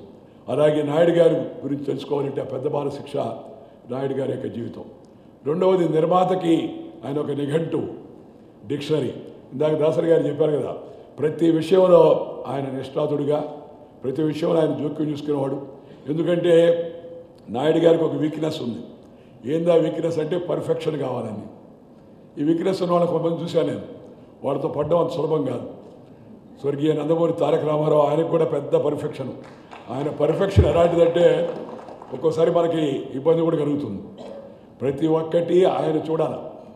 ఉదయం టిఫిన్ రమ్మంటే ఎవరినన్నా ఆ టిఫిన్ ఏంది, దాన్ని ఎలా చేయాలో అది కూడా ఎన్టీ రామారావు గారు చెప్పేస్తారు మామూలుగా. అది చేశాడా లేదో కూడా చూస్తాడు వల్ల చాలా కష్టం. అలాగే నాయుడు గారు ఈ సినిమా రంగంలో నిర్మాతగా ఆయన ఒక perfection, discipline, time sense, dedication, devotion ఇవన్నీ కలిపితే రామానాయుడు అని చెప్పి చెప్పవచ్చు మన సినిమా గురించి చెప్పాలంటే. ఆయన ఉన్నత ప్రమాణాలు, చక్కని సాంప్రదాయాలు, గ్రామీణ ఆహ్లాదకర వాతావరణం, మంచి విలువైన శృంగారము. ఇప్పుడు వచ్చే శృంగారం, ఆ శృంగారాన్ని తలుచుకుంటే అది బంగారంలాగా ఉంది. ఇది కేవలం మేరేం బంగారంలాగా ఉంది. పాత రోజుల్లో హీరోయిన్ని పెద్దగా తాకేవాడు కాదు. తాకకపోయినా ఆ నటన హావభావాలతో, కనుసన్నలతో, ముఖవళికలతో. ఇప్పుడే నేను జయసులమ్మకు చెప్తున్నాను, ఆ సావిత్రి గారు పెద్ద అందగత్తె అని నేను అనుకోను. అంటే అందగత్తె కాదని కాదు, కానీ చెప్పుకోదగిన అందగత్తెలు ఇంకా చాలామంది వచ్చారు. కానీ సావిత్రి తెలుగు సినిమా రంగంలో ఒక మంచి నటీమణి ఎవరంటే సావిత్రి గారు మనకు కనబడతారంతా కూడా. ఎందుకంటే ఆ నటన హావభావాలు అలా ఉండేవి. ఆ కనుబొమ్మలు ఎగరేసిన, ఆ ముక్కుబొడువలు అటు ఇటు తిప్పిన, లేదా ఆ భంగిమలు అవన్నీ చూస్తే అవి మనసులో హత్తుకుపోయేవి. కొన్ని పద్ధతులు ఉండేవి. కానీ ఇవాళ చూస్తున్నాం మనం, హీరో హీరోయిన్ తాకినా, పీకినా, గోకినా, లాగినా శృంగారం మనకు కనబడదు, రాదు. దానికి నాయుడు గారు ఆ రోజుల్లో ఆయన సినిమా, మీరు ఏ సినిమా అయినా చూడండి, కొన్ని పద్ధతులు, కొన్ని సాంప్రదాయాలు మనకి స్పష్టంగా కనబడేవి. అలాంటి నిర్మాతను మనం అందరం ఆదర్శంగా తీసుకోవాలి. అలాంటి సాంప్రదాయాలు మనం ఆదర్శంగా తీసుకోవాలి. ఇవాళ సమాజంలో విలువలు పడిపోతున్నాయి. ఇక మా రంగంలో అయితే ఇంకా చెప్పలేదు. నిన్న మొన్న అసెంబ్లీ చూసిన వాళ్ళకి చండాలం, ఇంత దగులుబాజీ రాజకీయం ఇంకోటి ఉండదని మీ అందరూ కూడా అనిపించి ఉంటుంది. చాలామంది కనబడితే కొంతమంది రాజకీయ నాయకులు అంటేనే ఛీ అని మొహం మీద విమేసినా పెద్ద ఆశ్చర్యపడాల్సిన అవసరం లేదు. కానీ అందరూ అలాంటి వాళ్ళు కాదు. మనం ఇవాళ ప్రతి రంగంలో కొన్ని విలువలు పాటించాలి, కొన్ని సాంప్రదాయాలు సృష్టించాలి, కొన్ని పద్ధతులను రాబోయే తరానికి దాన్ని మనం అలవాటు చేయాలి. మనం ఇవాళ నేను ఇక్కడికి వచ్చాను, నాకు వస్తే ఈ సాయం సంధ్యా సమయంలో కాసేపు మిమ్మల్ని అందరినీ చూస్తూ ఉంటే, ఇక్కడ ఉన్న వాళ్ళందరినీ చూస్తూ ఉంటే నేను మరింత స్ఫూర్తి పొందుతున్నాను. ఎందుకంటే రాజకీయ నాయకుడు కూడా ఎంత పెద్దవాడైనా, ఈ political leader, MLA, MP, minister, they must go on, learn, not earn. ఎప్పటికప్పుడు తెలుసుకోవాల్సింది. ఒక దాసరి గారిని చూసిన, లేదా ఒక రాఘవేంద్రరావు గారిని చూసిన, లేదా ఒక మురళీమోహన్ గారిని చూసిన. మురళీమోహన్ గారి వయసు తెలిస్తే ఆయన మనిషిని చూస్తే ఆయన కొడుకేమనుకుంటాం మామూలుగా మనం. నాకు మొన్నటిదాకా తెలియదు ఆయన నాకన్నా పెద్దోడని. అంటే ఆ వయస్సులో కూడా ఇంత క్రమశిక్షణతో, ఇంత పద్ధతితో, ఇంత ఆహ్లాదంగా, ఇంత ఆనందంగా ఉండడం, that's the lesson for all of us. మనందరం కూడా నేర్చుకోవాల్సిన విషయం అది. లేదా దాసరి గారు బహుముఖ ప్రజ్ఞాశాలి దర్శకుడిగా ఆయన చేపట్టే సినిమాలన్నీ ఒకసారి మనం తిరగవేస్తే మనందరూ కూడా కలకాలం గుర్తుంచుకునే అనేక సినిమాలను ఆయన నిర్మించాడు. రాఘవేంద్రరావు గారు సినిమాని సినిమాగా, ఆ సినిమా అదేదో చెప్తున్నా, జగమే పగలే వెన్నెలా జగమే ఊయలా అన్నట్టుగా ఎండను నీడగా చూపించగలడు. ఎండను నీడగా చూపించడం సులభమా? నరకాన్ని స్వర్గంగా కూడా చూపించగలడు. ఆ హీరోయిన్ల మొహాలు ఎలా ఉన్నా ఆ మొహాలు మనకు అందంగా ఇంకా బాగా కనబట్టుగా కూడా చేయగలడు. ఇవన్నీ నేను నవ్వు కోసం, సరదా కోసం చెప్పడం లేదు. లేదా సుబ్రహ్మరెడ్డి తాను ఆయన లక్ష్మీపుత్రుడు, కుటుంబం మొదటి నుంచి ఆయనకి ఆస్తి ఉంది. అలాగే కాంట్రాక్టర్ చేసి కూడా సంపాదించాడు. రాజకీయాల్లో కూడా ప్రవేశించాడు. అక్కడ కూడా చాలా సంవత్సరాలుగా పార్లమెంట్ సభ్యుడిగా ఉన్నాడు. కానీ కళారంగాన్ని, తనకున్న కళాతృష్టను దృష్టిలో పెట్టుకొని అందరికీ ఉపయోగపడే విధంగా అనేక రకాల ప్రజాహిత కార్యక్రమాలు నిర్వహిస్తున్నాడు. ఇప్పటికి కూడా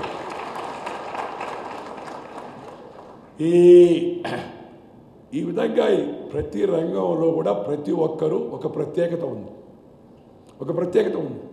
అందరికీ, పురుషులకి ఉంది, స్త్రీలకు ఉంది. ఆ ప్రత్యేకతను ఎవరైతే కనబరిచారో ఆ ప్రత్యేకతను మనం గుర్తుపెట్టుకోవాలి. ఇవాళ మనం చేస్తుంది అదే. ఇదేదో సురేష్ కోసమో, వెంకటేష్ కోసమో, లేకపోతే రాణా కోసమో, లేదా మన యొక్క నాగ చైతన్య కోసమో కాదు.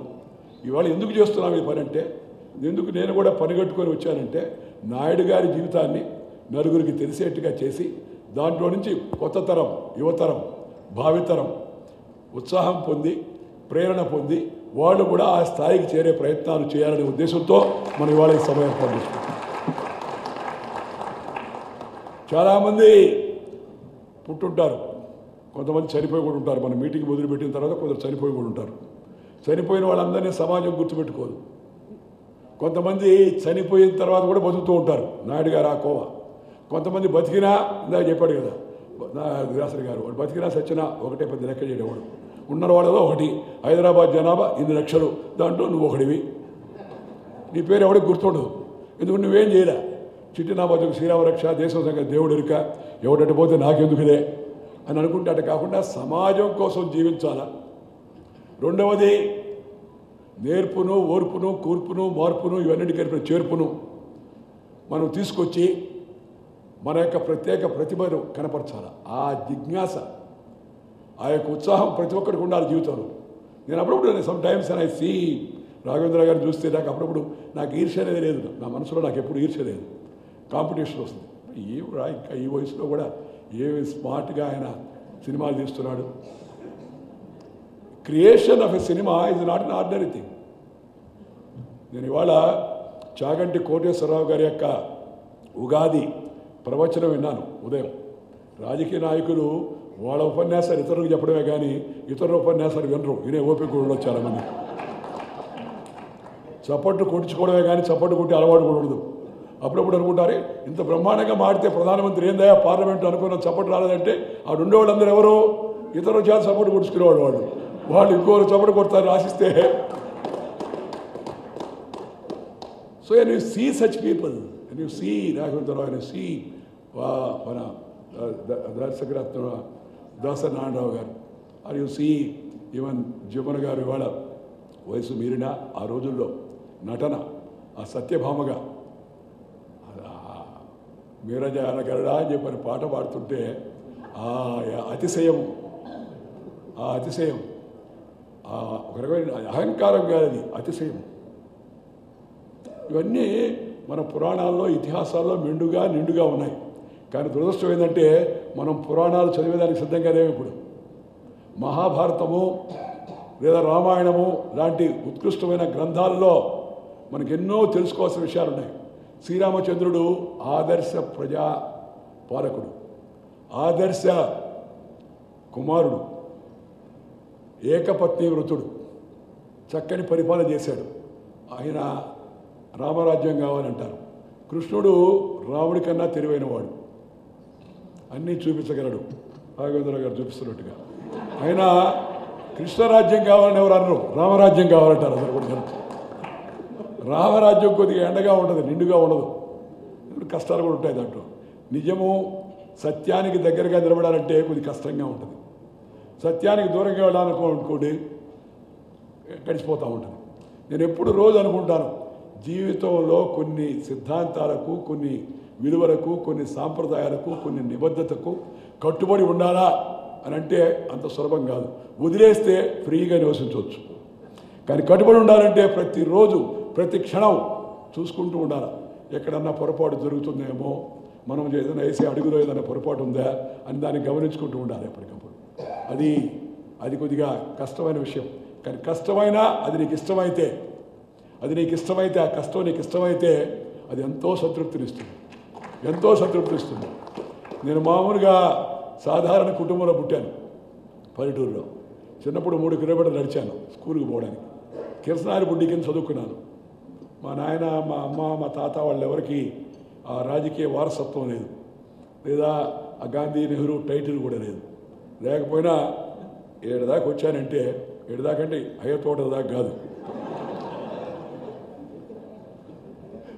నేను చిన్నప్పుడు వాజ్పేయి గారు మా ఊరికి వస్తే, ఈరోజు సాయంత్రం వాజ్పేయి గారు వస్తున్నారు, కోపట్టు సెంట్రల్ బ్యాంక్ ఆవరణలో బహిరంగ సభ ఉంది, దయచేసి అందరు రాండేరి జట్కా బండికి అనౌన్స్ చేసేవాడిని స్టూడెంట్గా ఉండి. నేను ఎప్పుడు ఆ అటల్ బిహారీ వాజ్పేయి పేరు అనౌన్స్ చేసిన వెంకయ్య నాయుడు అదే అటల్ బిహారీ వాజ్పేయి ప్రధానమంత్రిగా, అద్వానీ ఉప ప్రధానమంత్రిగా, మధ్యలో అధ్యక్షుడిగా కూర్చుంటాను నేను ఎప్పుడు అనుకోనా.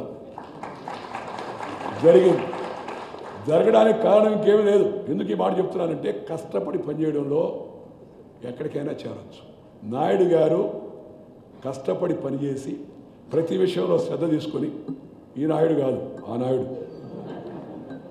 రామానాయుడు, ఆయన కొన్ని ప్రమాణాలు నెలకొల్పాడు.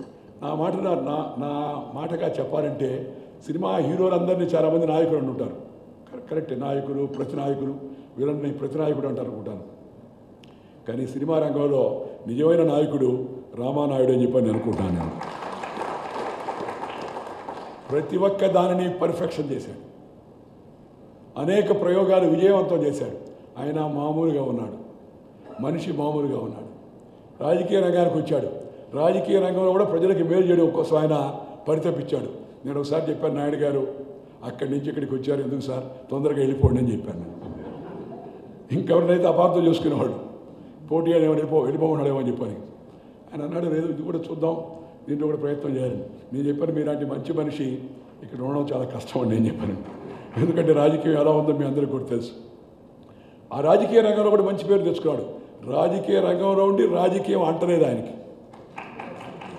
రాజకీయం అంటితే కుర్చీ ఎక్కినవాడు దిగడు, ఎవరి నుంచి దించేయాలి.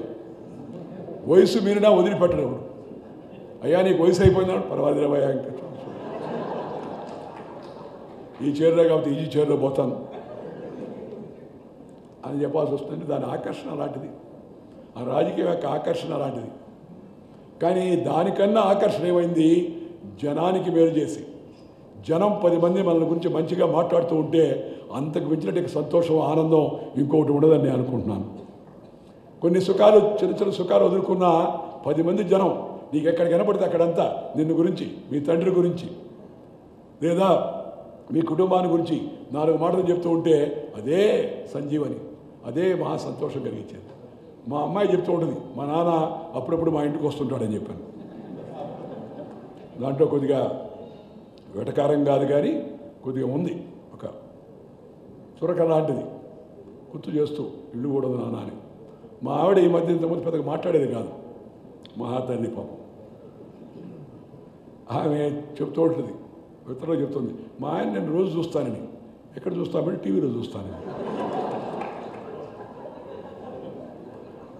మా మనవరాళ్ళు చిన్నప్పుడు టీవీ తాతయ్య అనేవాళ్ళు. టీవీ తాతయ్య కనపడ కదా, ఎక్కువగా టీవీలో కనపడతానని చెప్పి. బట్ స్టిల్ ఆ కొరత నాకు అనిపించడం లేదు. ఆ కొరత ఎవరికైనా ఉంటుంది. కుటుంబం మీద ప్రేమ ఉంటుంది, బిడ్డల మీద ప్రేమ ఉంటుంది, మనవరాళ్ళ మీద ఇంకా ఎక్కువ ప్రేమ ఉంటుంది. కానీ వాళ్ళ వరకే పరిమితం అయ్యామనుకోండి, నీకు అవ్వా కావాలా బువ్వా కావాలంటే కుదరదని పెద్దవాళ్ళు చెప్పారు. నువ్వు 10 మంది కోసం జీవిస్తే, 10 మంది నోటిలో నువ్వు నానితే, 10 మందికి నువ్వు ఉపయోగపడితే, 10 మందికి నువ్వు ఆదర్శాన్ని నిలబెడితే, 10 మంది నిన్ను గురించి మంచి మాట చెప్తే ఇంకా అంతకన్నా తృప్తి, అంతకన్నా సంతోషం ఏముంటుంది చెప్పండి. సంతోషం రకరకాలుగా ఉంటుంది. చిన్నప్పుడు మంచి వేడి దోశలు తింటే మహా సంతోషంగా ఉండేది. నెల్లూరు చేపల పులుసు తింటే ఇంకా సంతోషంగా ఉండేది. పాత చింతకాయ పచ్చడి తింటే సంతోషంగా ఉండేది ఆ రోజుల్లో. ఇక ఇతర విషయాల్లో కూడా సంతోషం వచ్చేది. కానీ ఇవాళ సంతోషం నేను చూస్తున్నట్టు సంతోషం నాకేమనిపిస్తుందంటే, జనం నోటిలో మనం ఉంటే దాన్ని మించిన సంతోషం ఇంకోటి లేదు. సంతోషం కలిగించవచ్చు, సంతోషం కలిగించేవాళ్ళని చూస్తే సంతోషం వస్తుంది. ఈ బ్రహ్మానందం గారిని చూసామనుకోండి, వెంటనే అవన్నీ గుర్తొస్తూ ఉంటాయి. బ్రహ్మానందం, దాన్ని అది పరమానందం, పరమాన్నం కన్నా మిగించింది. పరమాన్నం అన్నంలో ఉత్కృష్టమైంది పరమాన్నం. పరమాన్నం అంటే తెలుసా, మర్చిపోయారు జనం అంత. ఇప్పుడు ఈ ఇంగ్లీష్ జబ్బు వచ్చి చాలామందికి మన పరమాన్నం అంటే మీ అందరికీ తెలుసు కదా, పాయసం లాంటి పరమాన్నం అని చెప్పేవాడు దాన్ని. అలాగే ఈ సంతోషం కలగడం అవుతుందో, సంతోషం నటించి కలిగిస్తున్నారు వాళ్ళు. నేనేమన్నానంటే, జీవించి కలిగించవయ్యా సంతోషం జనానికి అంతా కూడా. వాళ్ళకి మేలు చేయి, జనం సంతోషం చేస్తారు. నటుడు నటించాలి. మన కష్టంలో కొద్దిగా సంతోషంగా ఉండడానికి నటన చాలా ఉపయోగపడుతుంది. దాంట్లో బ్రహ్మాండమైన నటన చేయగలిగిన వ్యక్తిత్వం మనకి ఇవాళ బ్రహ్మానందం గారు మన మధ్యలో ఉన్నాడు. వీళ్ళందరూ చూసినప్పుడు నేను అనుకుంటా ఉంటామాట, బ్రహ్మానందం ఇన్ని సినిమాలు యాక్ట్ చేశాడా, దీంట్లో కూడా నేర్చుకోవాల్సి ఉంది, పోటీ పడాల్సి ఉంది, రాఘవేంద్రరావుతో పోటీ పడాల్సి ఉంది, లేదా మన దాసరి గారితో పోటీ పడాల్సి ఉంది. ఇవన్నీ ఎందుకు చెప్తున్నానంటే, వాళ్ళను చూసి మనలో ఒక తపన, ఒక ఆర్తి, ఒక దాహార్తిలాగా, దాహమైనప్పుడు ఏ విధంగా నీళ్లు తాగుతామో ఆ పేరు, ప్రతిష్ట, ఆ ప్రావీణ్యత, ఆ స్పెషలైజేషన్ రావాలని చెప్పి మనసులో మనకు అనిపించాలి. వయసు చిన్నవాళ్ళైనా, మన మధ్య నేను రాజమౌళి సినిమా చూశాను. ఈ రాఘవేంద్రరావు గారి తర్వాత 2వ తరంలో రాజమౌళికి వంటి కళా సృష్టి నాకు ఈ మధ్యకాలంలో ఎవరి దగ్గర కనపడలేదు. ఆ అబ్బాయిని చూసాం, చిన్న ఇంత వయసు, ఏమి బ్రహ్మాండమైన సృష్టి. ఆ సృష్టిని సృష్టించడం అవుతుందో చిన్న విషయం కాదు. ఈ అపారమైన తెలివితేటలు ఉన్నంటే వ్యక్తులను మనందరం కూడా కానీ గుర్తించి వాళ్ళ దగ్గర ఉండే మంచి విషయాలు మనం నేర్చుకుంటే జీవితంలో మనం మంచి దారిని పోయేందుకు అవకాశం ఉంది. ఒకప్పుడు రాజకీయ నాయకులను చూసి నేర్చుకునే వాళ్ళందరూ, ఒక గాంధీ గారో, ఒక బోస్ గారో, ఒక పటేల్ గారో, లేకపోతే ఒక నెహ్రూ గారో, లేకపోతే ఒక శ్యాంప్రసాద్ ముఖర్జీయో, లేకపోతే ఒక తెన్నేటి విశ్వనాథమో, లేకపోతే ఒక టంగుడు ప్రకాశం పంతులు, ఒక బూరుగుల రామకృష్ణరావు చూసి నేర్చుకునేవాళ్ళం. కానీ ఇవాళ రాజకీయంలో చూసి నేర్చుకుందామంటే మధ్యలో వస్తున్నాయి కదా సీన్లు, అవి చూస్తే ఒక్కోసారి సిగ్గు అనిపిస్తుంది. కానీ మా అమ్మాయి ఒక మాట చెప్పింది ఆ మధ్య. ఎవరు అడిగారు అమ్మాయిని, ఏమమ్మా నువ్వు పోటీ చేయవా ఎలక్షన్లో అని. చేయనండి అంది. ఏమో రాజకీయం అంటే ఇంట్రెస్ట్ లేదా ఉంది అంది. మరి ఏంటంటే ప్రజాసేవ చేయాలి లేదా అని అడిగాడు ఒక ఆయన. ఉందండి అంది.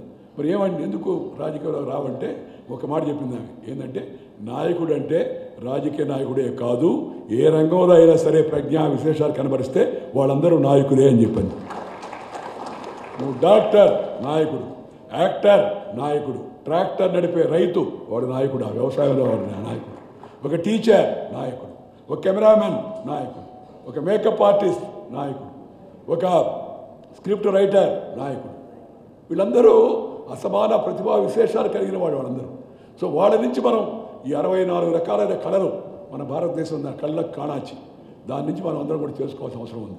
ఈరోజు నేను ఇందాక చెప్పినట్టుగా నాయుడు గారు ప్రేమ ఆప్యాయత అనురాగం ఆ మధ్య నాకు శ్రీనివాస్ చెప్పాడు, నాయుడు గారి ఆరోగ్యం క్రమేపీ క్షీణిస్తుంది, మనం వెళ్ళి కాసేపు కూర్చుందామని.